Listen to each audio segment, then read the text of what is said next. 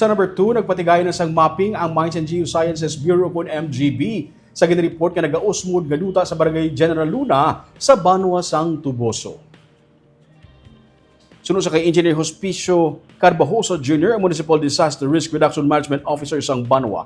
Nalakip na din ang pag-check sang MGB sang topography kag terrain sang lugar. Inang iga-process pa nila. Sa ikaduha nga semana sang Marso, magabalik liwat ang team nga nagbisita sang kahapon para ma-check nila ang sitwasyon sa idalom sang duta dala na ang ilang mga instruments. Gani hindi pa mapatod kung bala sinkhole gid man o kung landslide ang natabo sa bahin sang sitio Bairan kung sa diin may pag-usmod sang duta nga nakit-an padayon pa nga naka-cordon ng area. Mga 60 meters ang sakop sang apektado nga bahin kag ini ang circular limestone naman ang palibot sini.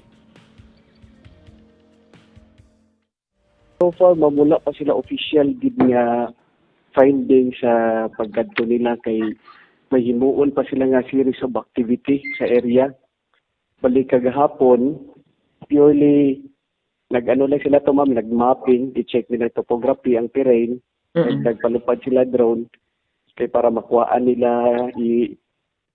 footage kag ma-process nila sa sa software nila.